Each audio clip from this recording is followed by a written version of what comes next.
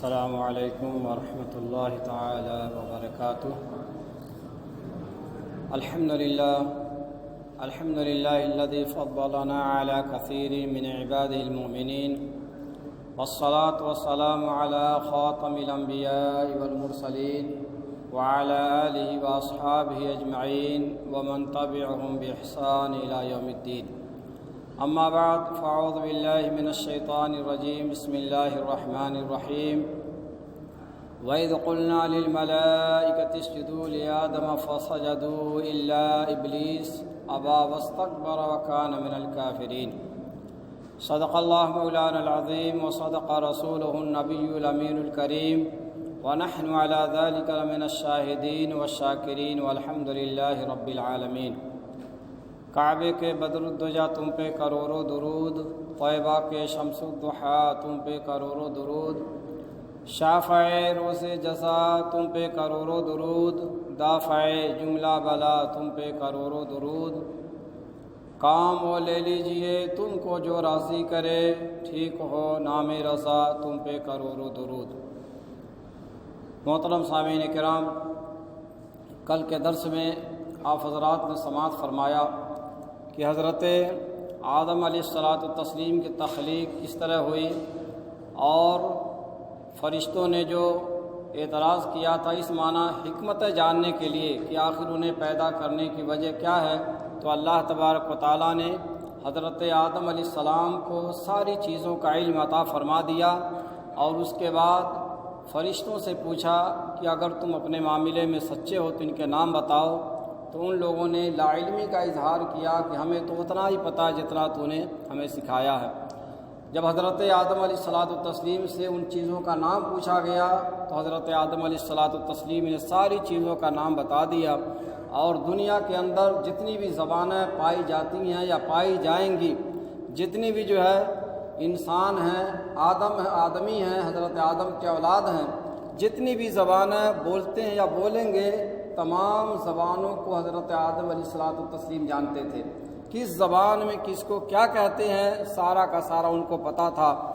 تو جب حضرت آدم علیہ الصلاۃ والتسلیم کی فضیلت علم کی وجہ سے ظاہر ہو گئی تو اللہ تبارک و تعالیٰ نے ارشاد فرمایا وَإِذْ قُلْنَا لِلْمَلَائِكَةِ اسْجُدُوا لِآدَمَ فَسَجَدُوا إِلَّا إِبْلِيسَ، اور یاد کرو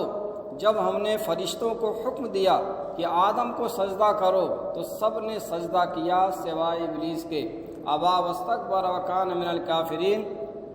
کہ ابلیس جو منکر ہو گیا اور غرور کیا اور کافر ہو گیا۔ تو اس سے پتہ کیا چلا کہ جب علم کی وجہ سے حضرت آدم علیہ السلام کی برتری ظاہر ہو گئی تو گویا کہ فرشتوں کو حکم دیا گیا کہ حضرت آدم کو سجدہ کرو۔ آپ جانتے ہیں کہ سجدہ دو طرح کا ہوتا ہے، ایک سجدہ عبادت جو ہم اور آپ اللہ تبارک و تعالیٰ کے لیے کرتے ہیں، اور اللہ کے علاوہ کسی اور کو سجدہ کرنے کی اجازت نہیں ہے، اور ایک ہوتا ہے سجدہ تحیت یعنی سلامی پیش کرنے کے لیے، تو ہماری شریعت میں یہ بھی اجازت نہیں ہے۔ پہلی شریعتوں میں یہ چیز جائز تھی، جیسے حضرت یوسف علیہ السلام کے بھائیوں نے ان کے والدین ان کا سجدہ کیا تو سجدہ تحیت یعنی جو ہے تعظیمی کے طور پر جو ہے ان کو سجدہ کیا گیا تھا۔ تو اسی طرح جو ہے فرمایا گیا دوسرے مذہب میں یا دوسرے مسلک میں، اور حضرت آدم علیہ الصلاۃ والتسلیم کے بعد جو انبیاء کرام تشریف لائے تو بعض کے نزدیک جو ہے گویا کہ ان کے یہاں سجدہ تحیت کی اجازت تھی، لیکن ہمارے شریعت میں وہ بھی اجازت نہیں ہے۔ تو یہ سجدہ تحیت تھی یا سجدہ عبادت، تو علماء کرام فرماتے ہیں، بعض مفسرین کرام فرماتے ہیں کہ یہ سجدہ عبادت تھی۔ حضرت آدم علیہ السلام کو قبلہ بنایا گیا تھا، جیسے ہم اور آپ جو ہے اللہ کی عبادت کرتے ہیں لیکن قبلہ کی طرح منہ کر کے پڑھتے ہیں خانہ کعبہ کی تعظیم کے لیے۔ تو علماء کرام فرماتے ہیں کہ ایک قول یہ ہے کہ سجدہ عبادت ان کو قبلہ کا جو بنایا گیا تھا، بعض مفسرین کرام فرماتے نہیں سجدہ تعظیمی تھا، کہ تعظیمی طور پر جو ان کے لیے سجدہ کرایا گیا۔ تمام فرشتوں نے فوراً سجدے میں جو ہے گویا کہ اپنے سر کو رکھ دیا، اور سوائے ابلیس کے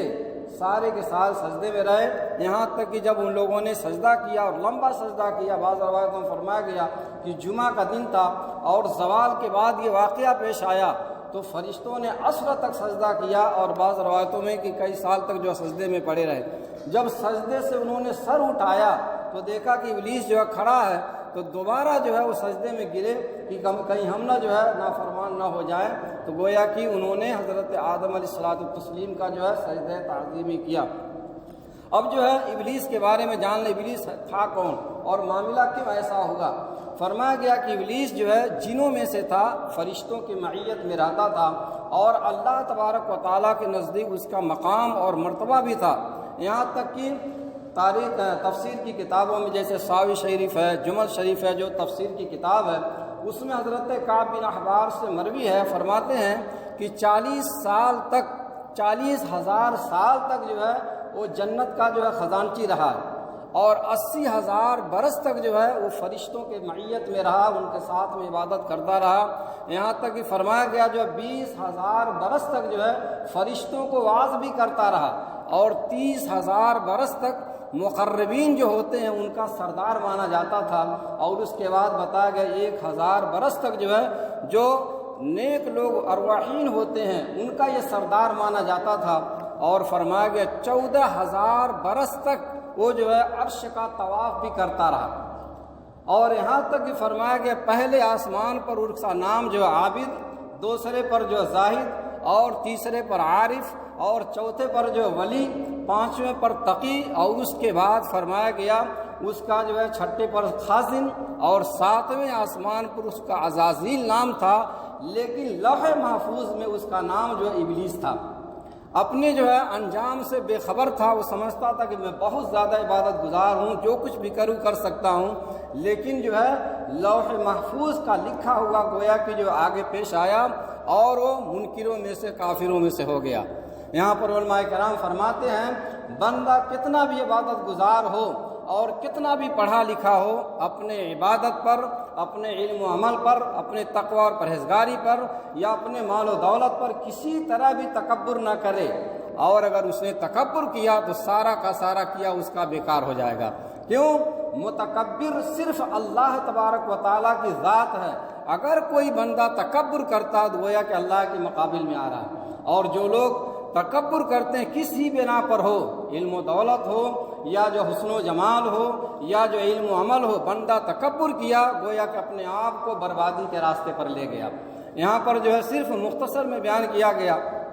باقی اور واقعہ جو آگے بیان کیا گیا، لیکن جو ہے ایک جگہ پر 8ویں پارے میں تفصیل سے بیان ہوا کہ اس کمینے نے جو جب تکبر کیا، اور حضرت اللہ تبارک و تعالیٰ نے اسے پوچھا کہ جو تو نے سجدہ نہیں کیا، میں نے تم کو جو سجدہ کرنے کا حکم دیا تو نے انکار کیوں کر دیا؟ اس نے جواب کہہ دیا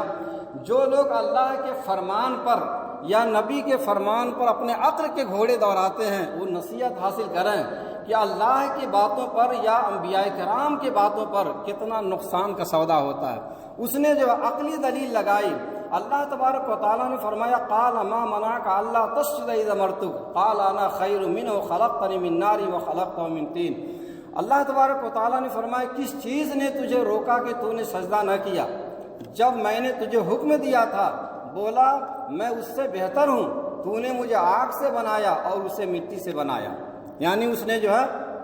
عقل کے گھوڑے دوڑائے، اور اس نے کہا کہ حضرت آدم کی پیدائش تو مٹی سے ہوئی ہے، اور مٹی جو نیچے ہوتی ہے، اور آگ جو ہوتا ہے، جن جو ہے آگ سے پیدا کیے گئے ہیں، تو آگ جو ہے گویا کہ جلایا جاتا اوپر جاتا ہے۔ حالانکہ اس کمینے کو یہ بات واضح نہ ہوئی کہ جو چیز اللہ کے بارگاہ میں مقرب ہو وہی سب سے افضل والا ہے،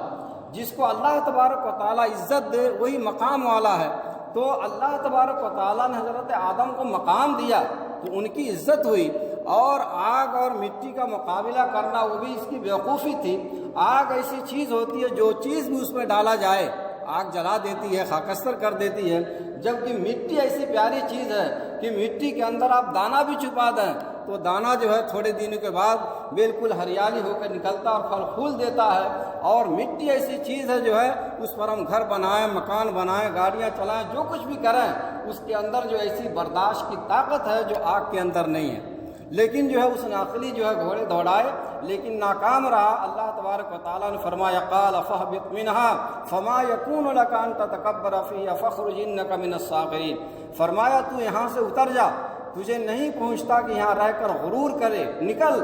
تو ہے ذلت والوں میں۔ یعنی اللہ تبارک و تعالیٰ نے فرمایا کہ میں نے تجھے حکم دیا تھا کہ سجدہ کر، سجدہ نہیں کیا اور اس طرح کی باتیں کر رہا، تو یہاں سے نکل جا اور تو ذلیل لوگوں میں ہے۔ اس کے بعد کیا ہوا؟ قال انظرنی الی یوم یبعثون قال انک من المنظرین، بولا مجھے فرصت دے اس دن تک کہ لوگ اٹھائے جائیں، فرمایا تجھے مہلت ہے۔ یعنی جب وہ دیکھا کہ ہمیں جو ہے دھتکارا جا رہا، نکالا جا رہا، تو اللہ تعالیٰ سے اس نے مہلت مانگی کہ مجھے جو ہے مہلت دے کہ میں قیامت کے دن تک جو ہے زندہ رہوں۔ یعنی اس کی مراد یہ تھی کہ دوبارہ جب سور پھونکا جائے تب تک جو ہے گویا کہ میں زندہ رہوں اور مجھے موقع ملتا رہے کہ تیرے بندوں کو گمراہ کروں۔ تو اللہ تبارک و تعالیٰ نے فرمایا کہ نفخہ اولا یعنی پہلی بار جب سور پھونکا جائے گا اور ساری کی ساری چیزیں فنا ہو جائیں گی، اس وقت تک اس کو مہلت دی گئی۔ جب وہ مہلت پا گیا، اب اس نے کیا کیا؟ رب تبارک و تعالیٰ کے بارگاہ میں کہتا ہے قال فبما اغویتنی لاقعدن لهم صراطک المستقیم، بولا تو قسم ہے اس کی کہ تو نے مجھے گمراہ کیا، میں ضرور تیرے سیدھے راستے پر ان کی طاق میں بیٹھوں گا۔ کمینہ خود گمراہ ہوا، خود حضرت آدم کی تعظیم و تکریم نہیں کی اور اپنے آپ کو کیا بولتا؟ رب سے کہتا تو نے مجھے گمراہ کیا، حالانکہ خود جو ہے نافرمانی کیا، اللہ کا حکم نہیں مانا، حضرت آدم کی تعظیم نہیں کی اور اللہ کی بارگاہ میں کہتا تو نے مجھے گمراہ کر دیا، اب میں کیا کروں گا؟ تیرے سیدھے راستے پر بیٹھوں گا اور تیرے جو ہے بندوں کو گمراہ کروں گا۔ یہاں تک اس نے کہا ثم لآتینہم من بین ایدیہم ومن خلفہم وعن ایمانہم وعن شمائلہم ولا تجد اکثرہم شاکرین، پھر ضرور میں ان کے پاس آؤں گا، ان کے آگے اور پیچھے اور دائیں اور بائیں سے، اور تو ان میں اکثر کو شکر گزار نہیں پائے گا۔ یعنی رب کی بارگاہ میں اس نے چیلنج دیا ہے کہ ہم تیرے بندے کو گمراہ کریں گے، آگے سے آئیں گے، دائیں سے آئیں گے، پیچھے سے آئیں گے، ہر طرح سے کوشش کریں گے، یہاں تک کہ چند لوگوں کو تو جو ہے شکر گزار پائے گا، باقی سارے کے سارے لوگوں کو میں گمراہ کر دوں گا۔ رب نے فرمایا قال اخرج منها مذءوما مدحورا لمن تبعك منهم لأملأن جہنم منكم اجمعین، رب نے فرمایا یہاں سے نکل جا، رد کیا گیا، راندہ ہوا، ضرور جو ان میں سے تیرے کہے پر چلا میں تم سب سے جہنم کو بھر دوں گا۔ رب نے فرمایا تو جا کرتے رہ، لیکن یاد رکھ جو تیری باتوں میں آئے گا اور تیرے نقش قدم پر چلے گا تو ان کو بھی اور تم کو بھی لے کر کے جہنم کو بھر دوں گا۔ پتہ کیا چلا؟ جو شیطان کے کہے پر چلتے ہیں اور شیطانی کام کرتے ہیں، شیطان ان کا دوست ہے، اپنے ساتھ ان کو جہنم میں لے کر کے جائے گا۔ اس لیے اہل ایمان کو چاہیے کوئی بھی کام کرنے سے پہلے یہ دیکھ لے کہ ہمارا قرآن کیا کہتا ہے، ہماری حدیث کیا کہتی ہے، ہمارے رب نے کیا فرمایا، ہمارے نبی نے کیا فرمایا۔ اگر شریعت کے موافق ہے تو چلے، ورنہ کتنا بھی پیارا انداز میں، کتنا بھی ڈیکوریٹ کر کے پیش کیا جاتا ہو، اگر شیطانی چیز ہے تو آپ سمجھ لیں شیطان کے دھوکے میں آ گئے ہیں۔ اور اگر رحمانی چیز ہے، اللہ تبارک و تعالیٰ نے یا نبی اکرم صلی اللہ علیہ وسلم نے اجازت دیا ہے تو آپ اس کو کریں، انشاءاللہ اللہ تبارک و تعالیٰ آپ کو کامیابی عطا فرمائے گا۔ اور ایک جگہوں پر، کئی جگہوں پر بیان کیا گیا واقعہ کو، ایک جگہ جو جب چیلنج کیا تو خود ہی اقرار کیا الا عبادک منہم المخلصون، میں تیرے بندوں کو گمراہ کروں گا لیکن جو تیرے مخلص بندے ہوں گے ان پر میرا داؤ نہیں چلے گا، خود اس نے اقرار کیا ہے۔ اور ایک جگہ خود رب نے فرمایا ان عبادی لیس لکم سلطان، کہ جو میرے بندے ہیں، مخلص بندے ہیں، ان پر تیرا داؤ نہیں چلے گا۔ پتہ کیا چلا؟ شیطان کو پاور بھی دیا گیا، طاقت بھی ہے، ہم کو جو ہے ہر طرح سے وہ چلا سکتا ہے، عالم کو کیسے بہکانا وہ ریموٹ کرا جانتا ہے، مالداروں کو، بزنس مین کو کیسے گمراہ کرنا ہے اس کو جانتا ہے، کس کو کس حربے سے وہ راستے سے ہٹائے گا وہ پورا اس کو طریقے معلوم ہے۔ اور بندہ سامنے بھی نہیں آتا ہے کہ اگر دشمن سامنے ہو تو آدمی مقابلہ بھی کر سکے، وہ ایسا ہے کہ نظر بھی نہیں آتا ہے اور اس کو طاقت بھی خوب دی گئی ہے۔ تو ہمیں اور آپ کو جو ہے صرف ایک ہی راستہ ہے کہ اپنے اعمال میں اخلاص پیدا کر لیں کہ جو بھی ہم کام کر رہے ہیں اللہ کی رضا کے لیے، اللہ کے حبیب نے فرمایا ہمیں کرنا ہے۔ اگر ہمارے اندر اخلاص پیدا ہو گیا تو انشاءاللہ شیطان کبھی بھی آپ پر حاوی نہیں ہوگا۔ اس لیے ہمیں اور آپ کو ہر کام کرنے سے پہلے اپنی نیت کو تولنا چاہیے اور اخلاص لانا چاہیے، اور جب خوشی اور خضوع کے ساتھ اخلاص کے ساتھ کام کریں گے، آپ اکیلے ہوں گے، اگر شیطان ہزاروں کیا لاکھوں میں ہوں گے، آپ بھاری ہو جائیں گے۔ اور آپ اولیاء کرام کی سیرت کو پڑھ لیں، انبیاء کرام کی سیرت کو پڑھ دیں کہ اولیاء کرام اکیلے ہوتے اور ہزاروں لاکھوں پر غالب آ جاتے۔ آج دنیا سے رخصت ہو گئے، زمانہ ہو گیا، لیکن شیطان اور شیطانی لوگ جو ہے ان کے نام سے جلتے ہیں، اور ان کے نام سن کر کے اگر کہیں دم کر دیا جائے تو شیطان بھی بھاگ جاتے ہیں۔ کیوں؟ اسی لیے انہوں نے اخلاص کے ساتھ دین کا کام کیا اور شیطان کا ڈٹ کر مقابلہ کیا، تو اللہ تبارک و تعالیٰ نے ان کے نام میں تاثیر عطا فرما دی کہ شیطان جو ان سے کیا ان کے غلاموں سے بھی بھاگتا ہے۔ اور اعلیٰ حضرت ارشاد فرماتے ہیں، کیا دبے جس پہ حمایت کا ہو پنجہ تیرا،